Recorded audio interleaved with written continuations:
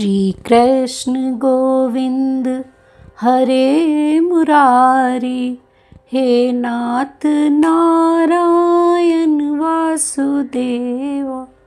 श्री कृष्ण गोविंद हरे मुरारी, हे नाथ नारायण वासुदेवा। श्री कृष्ण गोविंद हरे मुरारी, हे नाथ नारायण वासुदेवा। हरे कृष्णा कृष्णा कृष्णा कृष्णा हरे हरे, राम राम राम राम हरे हरे कृष्णा। हिंदू धर्म में एकादशी व्रत का बहुत बड़ा महत्व है। हिंदू पंचांग के अनुसार हर महीने में एकादशी 2 बार आती है, एक कृष्ण पक्ष में और दूसरी शुक्ल पक्ष में।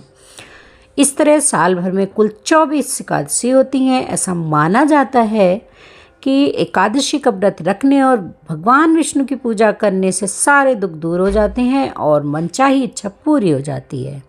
वहीं फागुन महीने की एकादशी को विजया एकादशी भी कहा जाता है। ये एकादशी बहुत शुभ मानी जाती है क्योंकि इसका नाम ही विजया है, यानी जो भी इस दिन भगवान विष्णु की पूजा करता है उसे हर क्षेत्र में सफलता मिलती है। अगर आप भी इस व्रत को करना चाहते हैं तो आइए जानते हैं विजया एकादशी 2025 में कब है। साथ ही ये भी जानते हैं कि इसका पूजा का मुहूर्त और पारण और इसका क्या महत्व है और विजया एकादशी की कथा क्या है। तो ये सब जानने के लिए बने रहिएगा पूरी वीडियो में। फागुन महीने की एकादशी को विजया एकादशी कहते हैं। हिंदू पंचांग के अनुसार ये एकादशी 23 फरवरी 2025 को दोपहर 1 बजे से लगकर 24 फरवरी 2025 को दोपहर 1 बजकर 54 तक होगी। ऐसे में विजया एकादशी 24 फरवरी 2025 से मनाई जाएगी क्योंकि जो कि आज ही है। अपने वहाँ सनातन धर्मी लोग उदया तिथि को ही त्यौहार मनाते। व्रत करने के बाद सही समय पर पारण करना भी बहुत जरूरी है। पारण का मतलब है कि व्रत खोलना। ऐसा माना जाता है कि एकादशी का व्रत हमेशा द्वादशी तिथि के अंदर ही तोड़ना चाहिए, वरना व्रत का पूरा फल नहीं मिलता है। पंचांग के अनुसार पारण का सही समय 25 फरवरी 2025 को सुबह 7 बजे से 9:21 तक रहेगा। वहीं द्वादशी तिथि 25 फरवरी को दोपहर 12:47 पे समाप्त होगी। क्या है इसका महत्व? धार्मिक मान्यताओं के अनुसार इस दिन भगवान विष्णु और माता लक्ष्मी की पूजा करने से हर क्षेत्र में सफलता मिलती है। इस दिन भगवान विष्णु के साथ माता लक्ष्मी की पूजा करने से धन और वैभव मिलता है, धन और वैभव बढ़ता है और परिवार में खुशहाली रहती है। इसके अलावा यह भी मान्यता है कि ये व्रत करने से जीवन में आ रही परेशानियां दूर होती हैं और सफलता के रास्ते खुल जाते हैं। आइए चलते हैं कथा की ओर। धर्मराज युधिष्ठिर बोले, हे जनार्दन, फागुन मास के कृष्ण पक्ष की एकादशी का क्या नाम है तथा इसकी विधि क्या है, कृपा करके मुझे बताइए। श्री भगवान जी बोले, हे राजन, फागुन मास के कृष्ण पक्ष की एकादशी का नाम विजया एकादशी है। इसके व्रत के प्रभाव से मनुष्य को विजय की प्राप्ति होती है। यह व्रत व्रतों में सर्वोत्तम माना जाता है। इस विजया एकादशी के महत्व के श्रवण व पाठन से समस्त पाप नाश हो जाते हैं। एक समय देवर्षि नारद जी ने जगत पिता ब्रह्मा जी से कहा कि महाराज, आप मुझसे फागुन मास के कृष्ण पक्ष की एकादशी की विधि बताइए। ब्रह्मा जी ने कहने लगे कि हे नारद, विजया एकादशी का व्रत पुराने तथा नए पापों को नाश करने वाला है। इस विजया एकादशी की विधि मैंने आज तक किसी से कभी नहीं कही। यह समस्त मनुष्यों को विजय प्रदान करती है। त्रेता युग में मर्यादा पुरुषोत्तम श्री रामचंद्र जी को जब 14 वर्ष का वनवास हो गया तब वे श्री लक्ष्मण तथा सीता जी सहित पंचवटी में निवास करने लगे। वहाँ पर दुष्ट रावण ने जब सीता जी का हरण कर लिया तब इस समाचार से श्री रामचंद्र जी लक्ष्मण अत्यंत व्याकुल हुए और सीता जी की खोज में चल दिए। घूमते घूमते जब वे मरणासन जटायु के पास पहुँचे तो जटायु ने सीता जी का वृतांत सुनाकर स्वर्लोक में चला गया।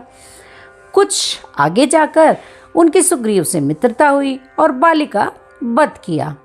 हनुमान जी ने लंका में जाकर सीता जी का पता लगाया और उनसे श्री रामचंद्र जी और सुग्रीव की मित्रता का वर्णन किया।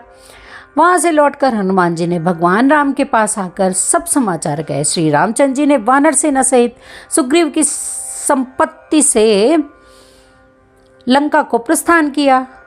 जब श्री रामचंद्र जी समुद्र किनारे पहुँचे तब उन्होंने मगरमच्छ आदि से युक्त अगाध समुद्र को देखकर लक्ष्मण जी से कहा कि इस समुद्र को हम किस प्रकार से पार करेंगे। श्री लक्ष्मण जी ने कहा कि हे पुराण पुरुषोत्तम, आप आदि पुरुष हैं, सब कुछ जानते हैं। यहाँ से आधा योजन दूर कुमारी द्वीप में वग्दालव्य नाम के मुनि रहते हैं।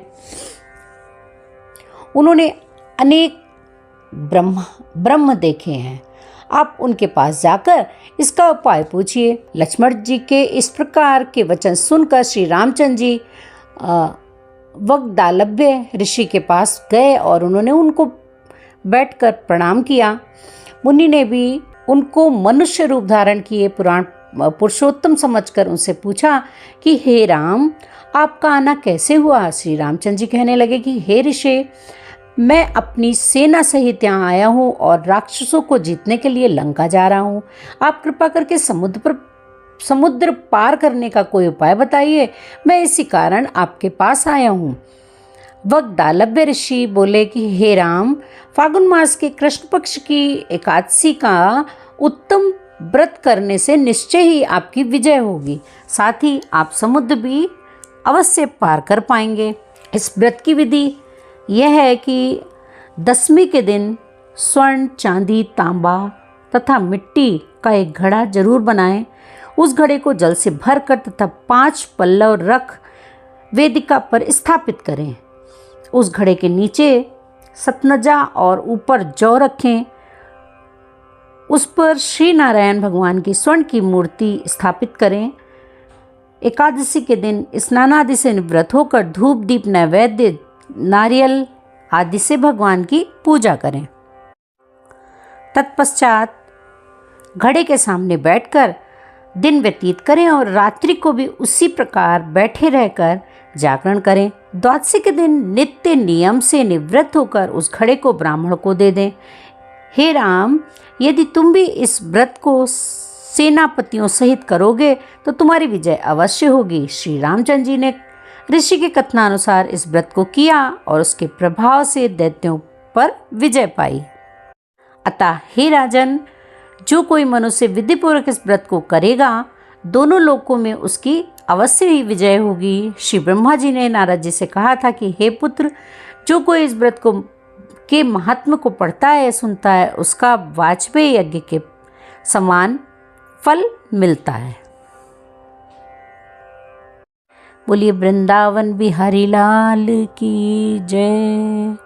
श्री कृष्ण गोविंद हरे मुरारी, हे नाथ नारायण वासुदेवा।